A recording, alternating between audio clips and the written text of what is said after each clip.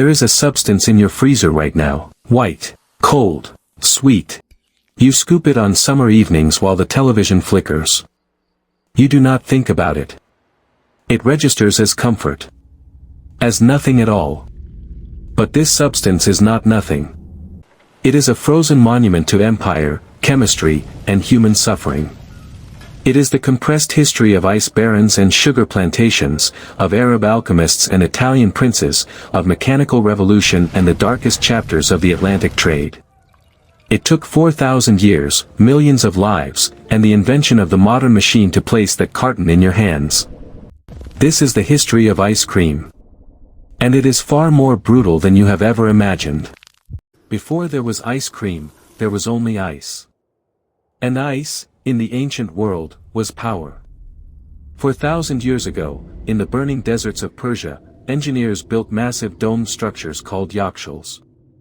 These buildings used wind towers and underground channels to freeze water in winter and preserve it through the inferno of summer. The ice that emerged was not a treat. It was a display of dominion over nature itself. Kings consumed it. Soldiers guarded it with blades. In ancient China, harvesters cut blocks of frozen river water from mountain caves and buried them in insulated pits. By the time the blocks reached the imperial courts of the Tang dynasty, they had traveled hundreds of miles. And here, alchemists discovered something extraordinary. Mixing saltpeter with ice lowered the freezing point of water far below zero. They could freeze wine into granular crystals. They had unlocked the chemical secret that would one day make ice cream possible. But the path from frozen wine to what you eat today required one missing ingredient. And that ingredient was being harvested under the Caribbean sun by men in chains. The Arabs did not invent ice cream. But they invented the pipeline that would make it inevitable. Arab traders had spent centuries perfecting sharabat, chilled syrups made from fruit, rose water, and sugar. They built the first refineries. They mapped the trade routes across the Mediterranean and the Indian Ocean. And when they brought sugarcane to the shores of the Mediterranean, they set in motion a chain of events that would reshape the world. Because sugar was never innocent. To produce it required cane. To grow cane required land cleared by machete and fire. And to work that land required human beings purchased by the pound. By the 15th century, Portuguese and Spanish planters had transported the sugar industry to the islands of the Atlantic. The English and French followed. They built boiling houses where the juice was rendered down in cauldrons over open flames. And they purchased African men by the thousands to work the fields under the equatorial sun. The average life expectancy of an enslaved man on a Caribbean sugar plantation was less than a decade. His back bent over the cane. His hands bled on the cutters. His blood, quite literally, sweetened the cups of European aristocracy. This is the foundation upon which ice cream was built. Not cream. Not ice. But sugar produced by the enslaved, boiled by the desperate, and shipped by the ton to the ports of London, Paris, and Boston. Every granule in your freezer carries the weight of that history. In the 16th century, the knowledge of frozen desserts reached the Italian peninsula. At the court of the Medici in Florence, an architect named Bernardo Buontalenti constructed a device that could freeze milk and sugar together using a mixture of salt and ice. He added egg yolks for richness. He created something that was not quite ice cream, but was unmistakably its ancestor, a frozen, sweetened cream served at banquets to astonished guests. In 1686, a Sicilian man named Francesco Procopio dei Coltelli arrived in Paris. He opened a café called the Café Procope. He served a frozen mixture of milk, cream, butter, and sugar in porcelain cups. The Parisian aristocracy descended upon his marble tables. What had once been a Persian display of royal power had become a Parisian commodity, sold by the cup to anyone with the coin. But it was still a luxury. It was still made by hand, in small batches, in copper pots nestled in ice and salt. To become what it is today, it needed the American industrial machine. It needed the ice barons.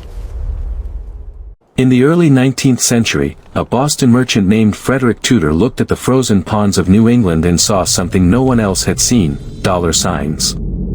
He began harvesting ice in massive blocks, insulating it in sawdust, and shipping it by sailing vessel to the Caribbean, to India, to the ports of the American South.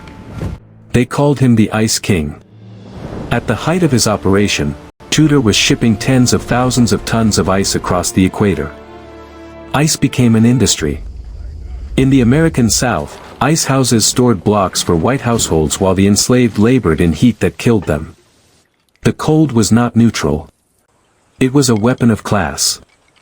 Meanwhile, in Philadelphia, a man named Augustus Jackson, who had served as a chef in the White House, began refining ice cream recipes.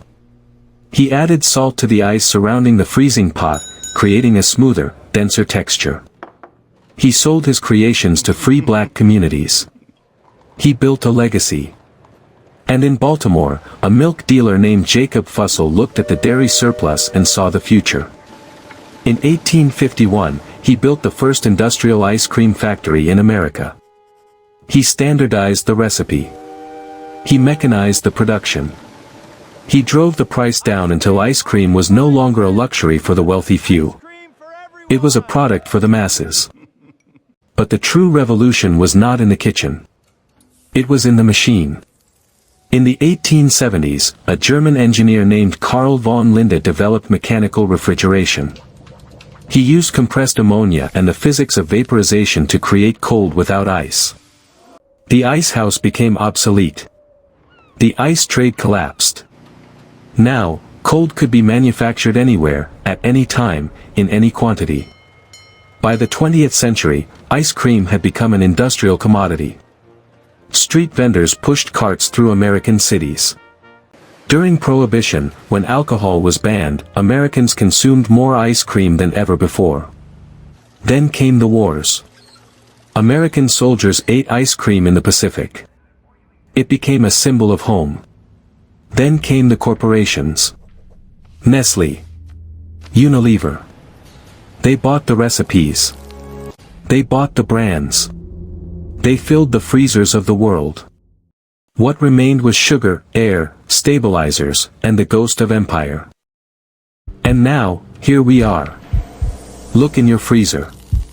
That carton of ice cream is not a dessert.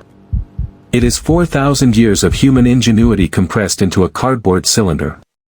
It contains the engineering of Persian wind towers, the chemistry of Chinese alchemists, the blood of enslaved Africans on Caribbean plantations, the industrial ambition of Jacob Fussell, the mechanical genius of Carl von Linde.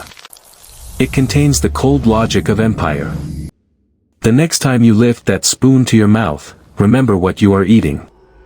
You are not eating comfort. You are eating history. Frozen. Sweetened. And utterly, irreversibly, transformed.